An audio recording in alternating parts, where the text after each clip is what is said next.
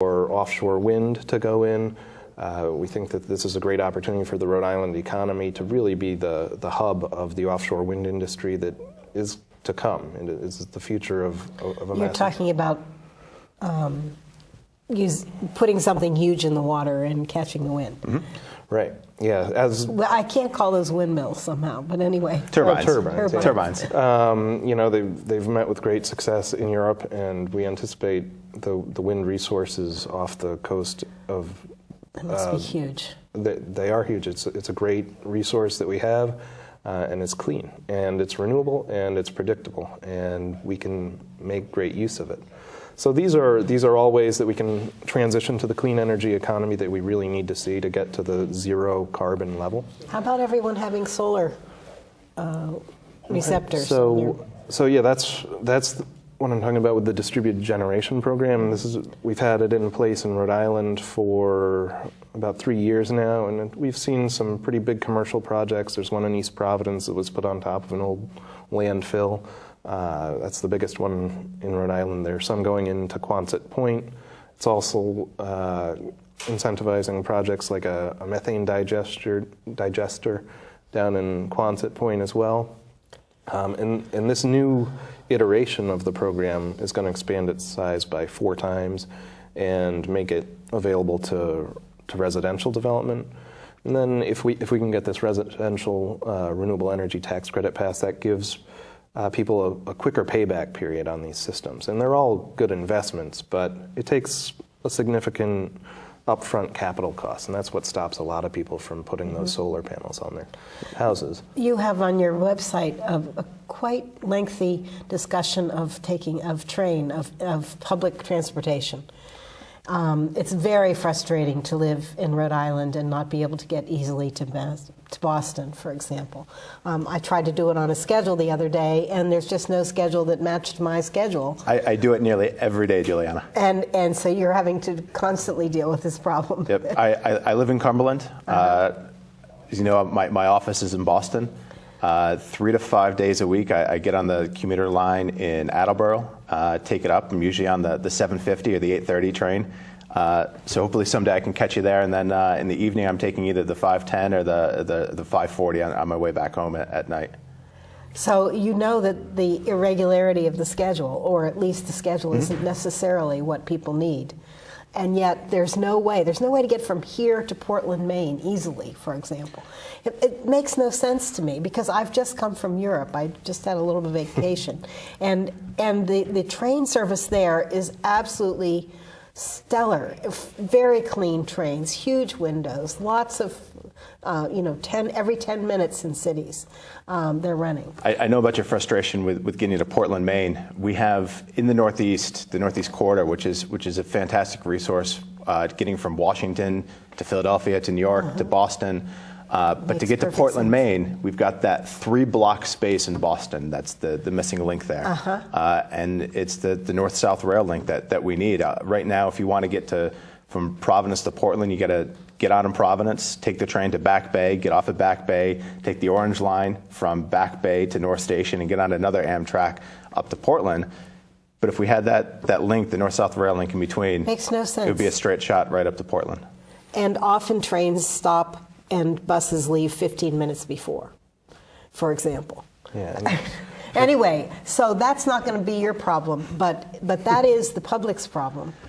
And public transportation is not a way of life for us, and it should be. And just like this, it's another way of removing carbon from the air. Because of that missing link in Boston, we have thousands of people taking cars up through Boston, through the highways, and putting emissions up into the air, putting pollution up into the air because of that missing link. Whereas if we had that public resource, we could get people on a train directly to Maine and through Boston. Yeah, and if I could, in Rhode Island, one of our issues has been public transit advocacy. Rhode Island's sort of a unique case. Energy isn't actually the largest source of carbon emissions for Rhode Island. It's the transportation sector.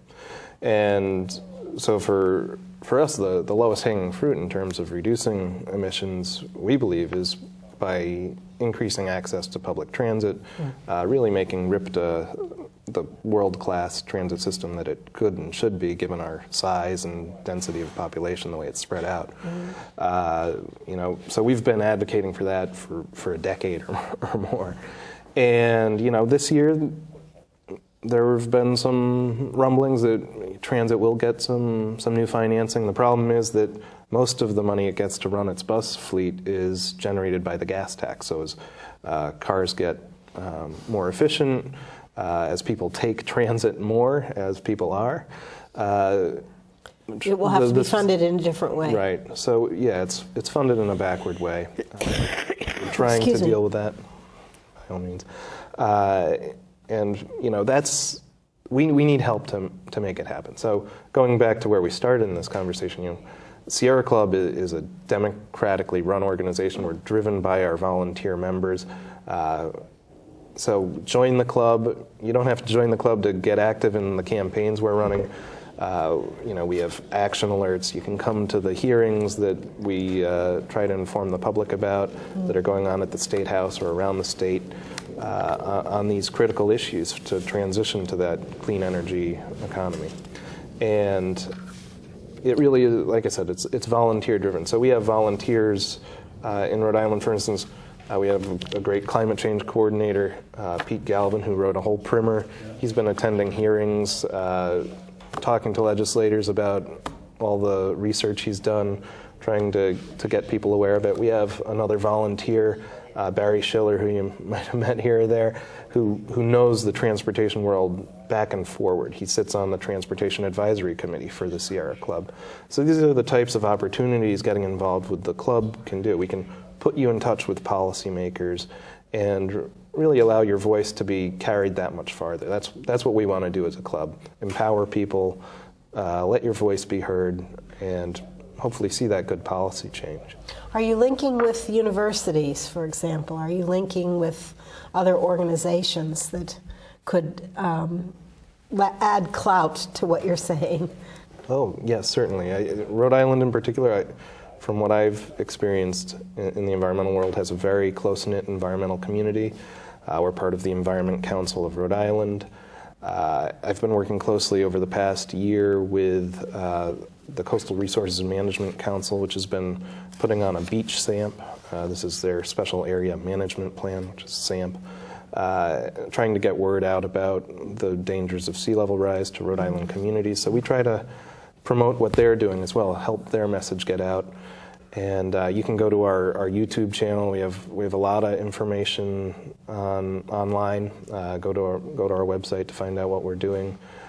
We definitely try to work with everybody in Rhode Island. Whoever you can. Yeah. This past few months, I've heard about the 20,000 tons of salt that has been put on the roads. And I keep wondering where that's going and how it's affecting Narragansett Bay, which to me is an unbelievable treasure that's being, that's trying to be, people are trying to care for it, but we're not doing enough. Apparently even just a few, in the earliest colonial times, even just a few pigs and cows on the islands changed the quality of the water. And so it really concerns me that we're putting all this salt into the water systems. I don't know what else we could use besides salt, but and this probably isn't the Sierra Club's problem, but Well, caring yeah, for the water for the Narragansett Bay is very, very important to the life of Rhode Island. yeah, so we have some great partners in the environmental world who are working on the health of the bay. Save the Bay, of course, Clean Water Action, and a number of other organizations. So we work with them to help support them. One of the initiatives, and it's not specific to salt, of course, but to all the runoff that we see off our roadways, we need to do a better job of managing our stormwater, which is the water that's coming off these paved areas. And so I think the next big issue for the environmental world in Rhode Island is going to be forming a stormwater coalition. And one of the things that's going to help that initiative greatly is getting the Resilient Rhode Island Act passed, which not only has that goal of cutting emissions locally, setting really strong standards, 85% reductions by 2050, but it also has climate adaptation. So this deals with how communities are going to prepare for the inevitable realities of climate change.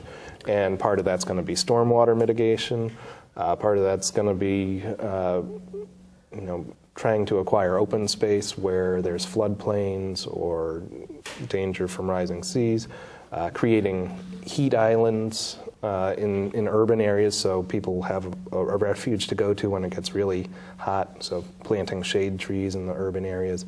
Really, this is a comprehensive climate bill, and It's multifaceted. I mean, it's so complex and so interconnected, isn't it? Having trees and having water collection are somehow related, and it's true. The climate is a big thing. It's a system, and we have to think of it as something we're all part of. And people try to debate whether climate change is here and whether it's causing this or that storm, but it's really more an issue of it's affecting everything at this point, and we need to change our systems of doing things to adapt well and prepare accordingly. And I try to use this quote whenever I go and speak to people. It's a Ben Franklin quote. It's by failing to prepare, we're preparing to fail. And I think we need to be doing a better job of preparing. I want to thank you both for being here. I know there must be something else you want to say, but we need to stop. And I don't know what you can do, but join the Sierra Club, keep online, watch for what's happening, go to the events that you're planning, go to the lectures. Drew Grand and Abel Collins, thank you so much for being here and for your passion for the earth. And I hope that it pays off in spades. Thank you. Thank you for having us here. And thank you for watching Good News Rhode Island. We hope that you have good news in your neighborhood, and we're sure you're helping to make it.